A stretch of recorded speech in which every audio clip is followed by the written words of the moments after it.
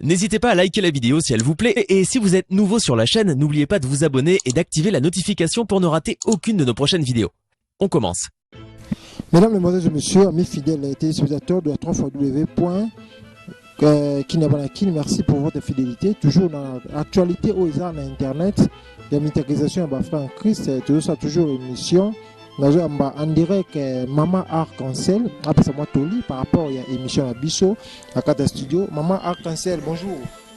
Bonjour, papa Olivier, ça va? Ça va bien, merci. Comment vous allez? Je vais bien. Ok, merci beaucoup. Vous allez seulement intervenir par rapport à l'actualité qui se passe au Congo, par rapport à la musicienne Abisso, par rapport à la vidéo qui ont circulé sur WhatsApp, le frère Mike Kalambai, Moïse Mbiye et le frère de Moïse Mike Kalambai. La vidéo il y a nidité aux autres dans les réseaux sociaux. Conseil ni nous recopier ça bango tant que maman on va conseiller moi par rapport à ce qui se passe dans les réseaux sociaux. Papa Wenge ils ont passé ça fait mal.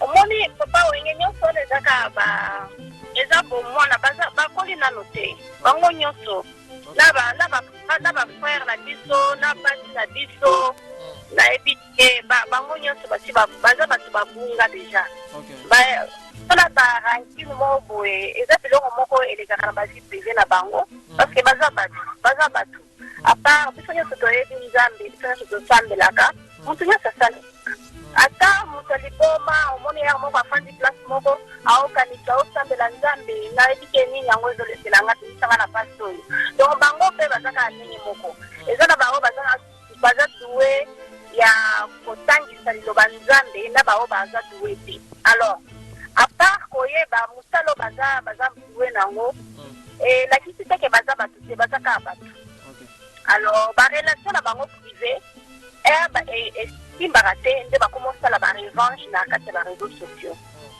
alors conseil ongo na opesa bango eza kaka bakola bango nyonso bakola nde conseil na opesa bango soki esimbi te bouge luka mobali oyo akolinga yo parce que bato nyonso na bolingo ya bakutanaka bazaka tindelanga nano foto elongi na yo namona yo surtout so bayoka bakutanaki na kati ya bareseau sociaux opia baza motika atindelanga nano foto na yo oza wapi ata soki bazalaka ndako moko omona mwasi azolinga mobali na ye azonga na ndako alingi akisi te ye atindeli ye foto ya biloko ya kolia sheri na lambi moko alati mwa elamba alia akangi atindeli ye wana mobali akoloba tindelanga eloko ekoyekisi te ngai atindi wana azongi na ndako so eza biloko esalemaka na kati ya bolingo mais siko business esimbi te ou bien bolingo esimbi te bakomi kosala barevanche kaka neti babundi physiquement boye mais moyen babunda physiquement eza te bakomi obunda na kati ya bareseau sociaux alors batika eza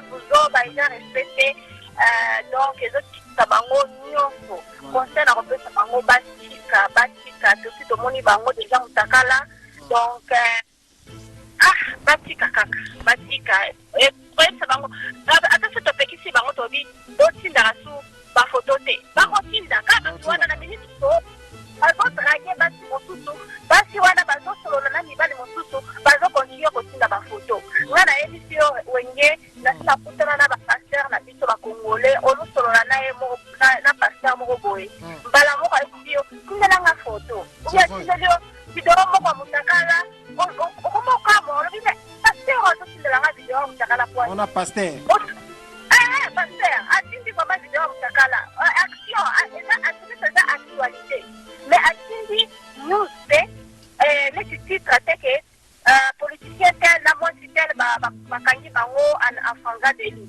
akotinda yango te akotinda action ya video wana ndenge bazosala amour siko omituni paster oyo atindi yango pwani peut-être déjà mpona atindi yango mpona news mais otali na kati ya groupe bato baza ebele batindi video wana ya action te mais aprise paster wana atindeli yo otuni ye azoyisa yo olingaka yango bamessage ya ndenge wana après otuni ye siko yo olingaka yango abi nalingi namona ya yo mbala moko eza azodrage yo directement siko yo mwasi oza na relation te otali paster yango azolinganga alors il faut ozala sage otuni ye nano oza marie siko soki natindeli yo video mwasi na yo amoni yango ekozala ndeni okopekisike ndeni omoni ou bien peut-être analingi nga mpe nalingi atindeli ngai ya ye siko nakanga quelque chose eke asali yango te ou bien ariutilize nga na forme moko boye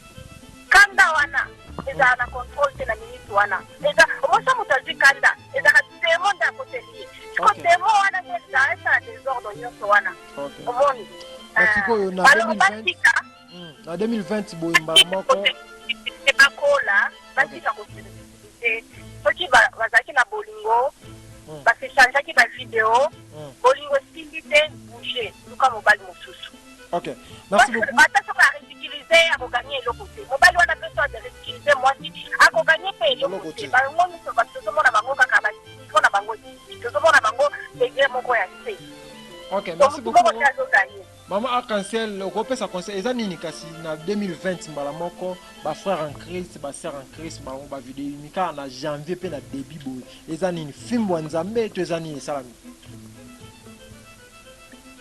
Baza la sagesse bakaka. Na olobaka baza sagesse.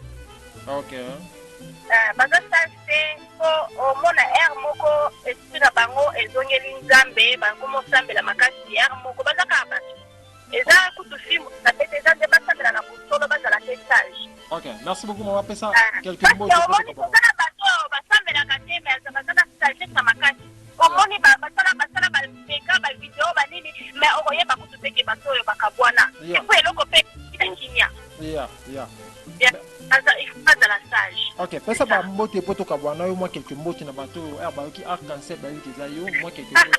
Oyebi ke eza première fois na timide vraiment na la vocale na nga na monde entier baoyoka vocale na nga donc nape mbote na bao baneka mpe koutilize nga bayebi nga te baketoluka bafoto moko boye bake kotia bombo Arc-en-Ciel na numero Arc-en-Ciel bameki mpe koutilize nga malgré bayebi nga te mais soki siko nakutana na bango ou bien soki bayebanga bon lingala na nga eza bien te ba comprendre na opesa ka exemple siko soki peut-être bayebanga elingaki ezala ndenge bayebi te ka boye na bareseau sociaux toyoka te na sujet moko boye mbala moko bakoma olukisa nga bacreye mwa histoire moko boye batemi yango mwasi oyo Arc-en-Ciel kosala attention aza rwandais aza ya aner abomaka batu omoni biloko ya ndenge wana eza biloko moko eza biloko bakongolais totika yango emema nini parce que suka na suka omona même après 10-5 ans bato wana bao bandosolola eza bato mosusu bafinganga lelo tozosolola omoni oko parce que bayebaki nga te bayokaki barumeur ya mabe mais baye kocomprendre ke ezali kaka rumeur moko elekaki tokomosolola esalaka mpasi mwa soni mais tozozalaka esenga sagesse. Merci beaucoup, Maman Arc-en-Ciel. Merci d'avoir assisté dans cette émission. En tout cas, mesdames, demoiselles et messieurs, nous sommes arrivés à la fin de cette émission. C'était pour moi un grand plaisir de recevoir pour vous, Maman Arc-en-Ciel. Tu peux répondre à ma question sur téléphone. Merci beaucoup. Restez toujours branchés. Vous êtes toujours abonnés. Vous abonnez massivement à la chaîne Abisso. Kinyabana, toujours dans l'actualité. Ciao. Pour nous s'abonner, c'est facile. Beto ke bakaka kadiboku yae ngende obika place ba mesonika abonner s'abonner ba fanatika papa maswako batu balingaka ngai bokende ku s'abonner okutala chaîne moko ba mesonika kubima wana ukeka kote ya kwen wana ngeta pala simoshi ba mesonika s'abonner ngeme bakadiboku yae ngeme dobika place ni mara moko komi s'abonner ngeta eloko moko bima kalukula ngunga Lokola ngonga katoliki odobiki lisusu wana